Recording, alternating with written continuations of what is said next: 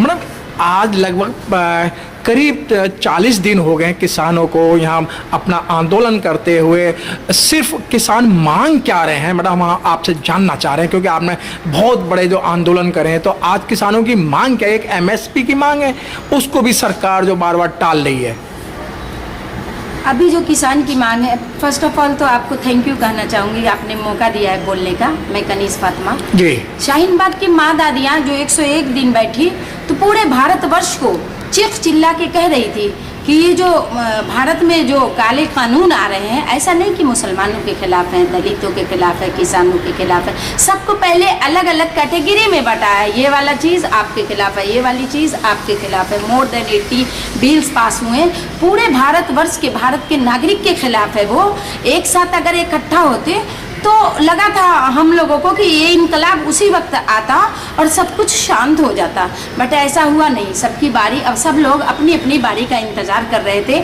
आज किसान भाई का जो आंदोलन है, वो जो 3 कानून के लिए, वो 3 कानून भी उतना ही जहर है जैसे सांप का जहर, जैसे एनआरसी है, जैसे सीए है, जैसे दलित के खिलाफ है, महिला के खिलाफ है, या किसान के खिलाफ है, या SC ST के खिलाफ है।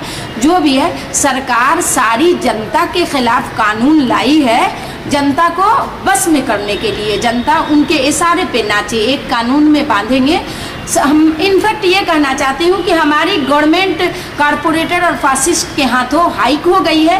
इनके हाथ में भी कुछ नहीं है, नहीं तो कोई भी सरकार अपनी जनता से इस तरह कैसे डाइवर्ट होगी। बीच में एक दीवार है, गवर्नमेंट का मनसा मानसिकता अलग है। बिल्कुल जनता जो पूरी 150 करोड़ जनता है भारत की, वो एक प्लेटफार्म पे आ गए हैं। पूरे मुल्क में, पूरे भारतवर्ष में लोग सड़क पे बैठे हुए हैं हर काले कानून को हटाने के लिए। अनीसा फातिमा जी, जिस तरीके से आपने बताया कि अगर मुस्लिम बैठते हैं अपने हक के लिए तो उन्हें पाकिस्तानी कहा जाता है, अगर दलित बैठते हैं तो उन्हें तरह तरह के नाम दिया जाता है। आज किसान जो बैठे हैं उनको सभी धाराओं से कि खालिस्तानी है, पाकिस्तानी है, नक्सली है, इनको बोला जा रहा है। ये भारत, पूरे भारतवर्ष में इनको समझिए कि एक मुद्दा छेड़े है नफरत का, जो लोगों को अलग अलग किया है। ये पहली बार ये बीजेपी सरकार ही नहीं लाई। 70 सालों से जब हमारा देश आज़ाद हुआ, जो कॉरपोरेटर और फासिस्ट को ऐसा नहीं, जो भी सरकार आई है दूध की धुली नहीं रही है, वो इस तरह से बीज बोई। हिंदुस्तान पाकिस्तान, मंदिर मस्जिद और हिंदू मुस्लिम के अलावा किसी भी सरकार को कोई और मुद्दा नहीं था। वो 70 वर्ष से लड़ाते लड़ाते लड़ाते, अलग अलग करते करते हमारी जो एकता और अमन की नींवें हिल गई है, बिल्कुल अलग हो गए। तब से तो यही काम सारी सरकारें करी है कि उसको दलित में बांटो, उसको मुसलमान में बांटो, वो महिला है, वो SC ST है, वो किसान है, वो मजदूर है। बट अब जब भारतवर्ष पूरा सरकार को लगता है कि बिल्कुल बट गई है, एक दूसरे के भाईचारा नहीं रही, एक दूसरे के गम में दिक्कत में खड़े नहीं होंगे, एक दूसरे का साथ नहीं देंगे, एक दूसरे की टांग खींचेंगे, जब सरकार को बिल्कुल समझ में आ गया कि अब हथौड़ा मारना है, तो सबके लिए अलग अलग कानून लेके आए हैं। लेकिन सबको वही परेशानी है, पूरे देश की जनता अब एक हो गई है सारे काले का वापस करने के लिए। और जो 3 कानून आए हैं ना, उतने ही जहर है जैसे CA था, जैसे NRC NPR था, वैसे ही उनके भी कानून है। और मुझे नहीं लगता, मेरा ओपिनियन है कि सरकार को कोई वजह है नहीं मानने की, मानना चाहिए। सरकार को भारतवर्ष की जनता की बात मान लेनी चाहिए, सारे काले कानून वापस करना चाहिए। जनता संविधान से चल रही थी, अब तक गवर्नमेंट संविधान से चल रही थी, और जो सड़क पे बैठे हैं ना, वही देश हित में काम कर रहे हैं, वही देश के लोकतंत्र बचाने की लड़ाई लड़ रहे हैं, वही संविधान को बचाने की, वही अमन और एकता को बचाने की लड़ाई। ये शाहीन बाग जो था, वो जुल्म और नाइंसाफी के खिलाफ एकता और अमन की एक आवाज़ थी, एक ताकत थी, जिससे सबको प्रेरणा भी। अनीसा फातिमा जी, मैं आपको रोकूं। जैसे 2014 से जो सरकार आई, आप संविधान की बात कर रहे हैं, आप लोकतंत्र की बात कर रहे हैं, लेकिन इनके मायने में ना तो कोई संविधान है, ना कोई लोकतंत्र है। हाँ, वो कारपोरेटर जो है देश विरोधी है, वो अपनी मनमानी दमनकारी, समझिए एक तरह से कि दमनकारी सरकार लेके आई है कारपोरेटर और फासिस्ट ने, कि जनता पे दमन करे, मर्जी चलाए। और चलिए, अब समझ में आएगी सरकार को भी, और वो कॉरपोरेटर भी समझे हुए जो पूंजीवादी हैं, क्योंकि जब आंदोलन हो रहा है तो हमको चाहिए आज़ादी पूंजीवादी से भी दमनकारी से भी, जो देश विरोधी हैं, देशद्रोही हैं, सबसे आज़ादी चाहिए, एकता अमन चाहिए पूरे भारतवर्ष को, पूरे भारत की जनता को। मैडम अभी तक ये किसान आंदोलन था, आप जैसे लोगों ने जाके इसको जन आंदोलन कर दिया है, सरकार हिल तो गई है लेकिन वो अपनी हट धर्मी नहीं छोड़ रही है। छोड़ना पड़ेगा, एक वक्त आएगा, वो भी मजबूरी, जैसे जनता आज अलग अलग थी, पहले जनता मजबूर होकर एक हुई, इस सारे आंदोलन को जन आंदोलन करना पड़ा, वैसे सरकार को भी कोई न कोई तरीका इख्तियार करना होगा। वो मत समझिए कि आ तो गई है घुटने के बल, लेकिन रस्सी जल जाती है, ऐठन नहीं जाती। कॉरपोरेटर के हाथ में रिमोट कंट्रोल है, वो आना तो चाहती है सरकार, मानना तो चाहती है, बट वो रिमोट कंट्रोल दूसरे के हाथ में रहने की वजह से मजबूर, लेकिन माननी पड़ेगी। अगर हमारी भारत सरकार हमारे साथ है तो जरूर मानेगी। मैडम 6 दौर की वार्ता हो चुकी है, 7वें दौर की वार्ता में विफल रही और 4 तारीख को एक वार्ता और होने जा रही है, तो क्या लगता है कि किसानों की बातों को माना जाएगा?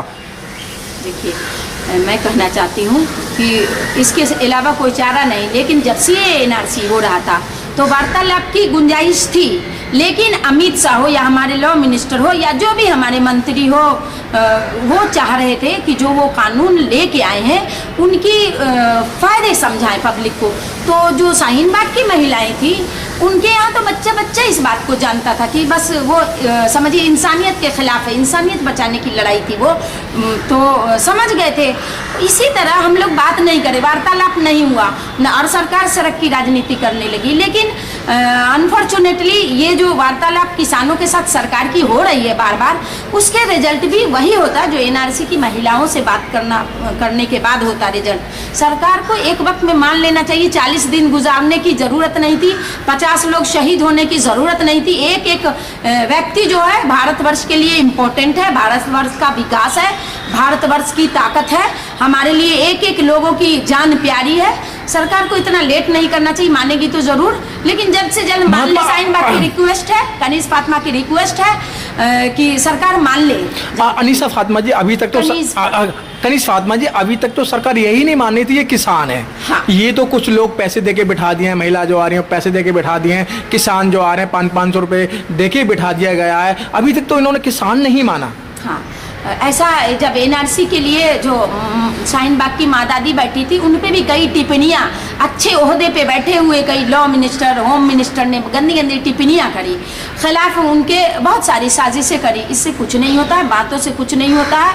गवर्नमेंट कागज़ पे लिख के दे और कोर्ट से भी मतलब जारी करवाए, कानून सारे वापस लेना होगा। चाहे कितना भी इल्ज़ाम लगा दो, हम भारत के उतने ही नागरिक हैं जितने वो खुद को समझते होंगे। मैडम चलते चलते आपको लाखों करोड़ों लोग देख रहे हैं इस समय, आप उन किसानों के फेवर में क्या कहना चाहती हैं? या जो अपना अन्नदाता है, कि अगर अन्नदाता परेशान रहेगा तो पूरा देश परेशान रहेगा, अन्नदाता परेशान रहेगा पूरा विश्व परेशान रहेगा, अन्नदाता फसल नहीं उगाएगा तो वहाँ तक फसलें कैसे पहुँचेंगी? हमारे जो बच्चे, आने वाली जो पीढ़ी है वो कुपोषण की शिकार हो जाएगी। तो उन लोगों के लिए आप क्या संदेश देना चाहती हैं? देखिए, ये लड़ाई सिर्फ फसलों की नहीं है, हमारी आने वाली नस्लों की है। मैं उसको ये संदेश देना चाहती हूँ, ये जो जन आंदोलन है अकेले उनकी लड़ाई नहीं है, हम लोग सब एक साथ हैं। पूरे भारत देश को, भारत देश के लोकतंत्र को, भारत देश के संविधान को बचाने की लड़ाई है। हमारा संविधान बचेगा तो जनता भी सिक्योर होगी, सेफ होगी। और कोई मैडम ये देखने को मिला है कि जो ये पूरी दिल्ली को घेर रखा है किसानों ने, उसके अंदर चाहे सिख है, मुस्लिम है, जाट है, मतलब कोई बिरादरी का नाम नहीं है, सिर्फ एक किसान आंदोलन है, अन्नदाता आंदोलन है। हाँ, तो हम सब साथ हैं, एक साथ है, पूरी जनता उस किसान के साथ है, मजदूरों के साथ है पूरी जनता।